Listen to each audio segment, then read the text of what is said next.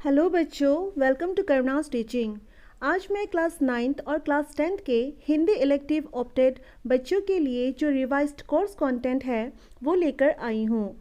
ये course content कोविड-19 को ध्यान में रखते हुए सिर्फ HSLC AHM एग्जामिनेशन 2021 के लिए है, जिसमें क्लास 9th और क्लास 10th के 30% सिलेबस लेस कर दिए गए हैं।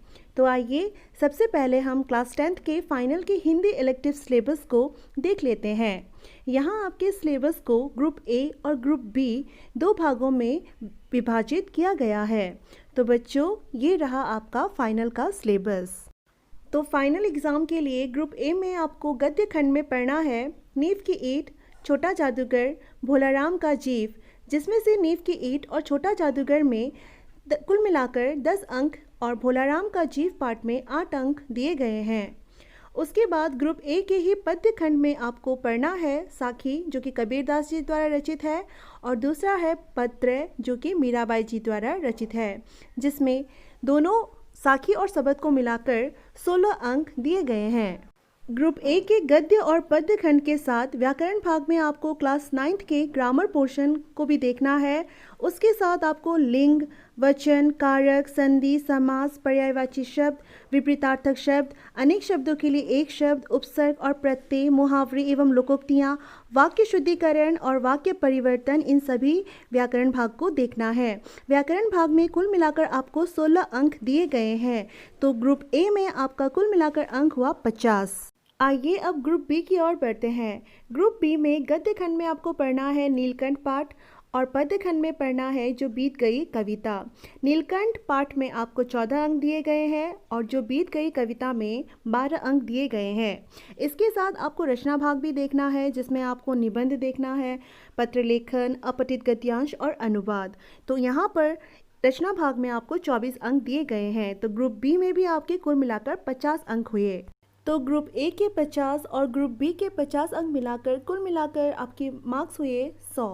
तो आपको यही 100 मार्क्स के अकॉर्डिंग ही आपको फाइनल के लिए प्रिपरेशन जो है वो शुरू करना है। तो आइए अब हम बढ़ते हैं क्लास 9th के हिंदी इलेक्टिव फाइनल के सिलेबस की ओर। क्लास 9th के सिलेबस को भी ग्रुप ए और ग्रुप बी में दो भागों में विभाजित किया गया है। ग्रुप ए में 50 अंक और ग्रुप बी में 50 अंक है, और फाइनल में आपको ग्रुप ए और ग्रुप बी दोनों ही पढ़ना है। तो आइए देख लेते हैं ग्रुप ए में कौन कौन से पाठ सम्मिलित हैं। ग्रुप ए के गद्य खंड में आपको पढ़ना है हिम्मत और जिंदगी पाठ, आप भले तो जग भला पाठ और चिकित्सा का चक्कर पाठ। हिम्मत और जिंदगी और आप भले तो जग भला पाठ में कुल मिलाकर 12 अंक दिए गए हैं और चिकित्सा का चक्कर पाठ में आपको 8 अंक दिए गए हैं। ग्रुप ए के पद्य खंड में आपको पढ़ना है कृष्ण महिमा और नर हो ना निराश करो मन को। इन दोनों कविताओं में कुल मिलाकर अंक दिए गए हैं 15।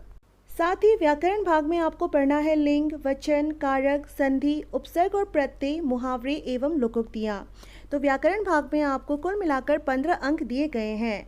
तो ग्रुप ए में कुल मिलाकर 50 मार्क्स हो गए। ग्रुप बी में गद्य खंड में आपको पढ़ना है परीक्षा पाठ, जिसमें 16 अंक दिए गए हैं, और पद्य खंड में पढ़ना है आपको दोहा दशक, जिसमें 14 अंक दिए गए हैं। और साथ ही आपको रचना भाग में देखना है अनुच्छेद लेखन, पत्र लेखन, अपठित गद्यांश और अनुवाद। तो इस रचना भाग में आपको कुल मिलाकर 20 अंक दिए गए हैं। तो ग्रुप बी में भी आपके कुल मिलाकर अंक हो गए 50। तो यहाँ पर भी आपका ग्रुप ए में 50 और ग्रुप बी में 50 अंक मिलाकर फाइनल के लिए आपके कुल मार्क्स हो गए 100। तो इसी 100 मार्क्स को ध्यान में रखते हुए आपको अब फाइनल के लिए इसी के अकॉर्डिंग आपको प्रिपरेशन शुरू करना है। आई होप आप लोग प्रिपरेशन जो है वो शुरू कर दोगे, और क्लास 9th के सिलेबस ऑलरेडी कंप्लीट हो चुके हैं।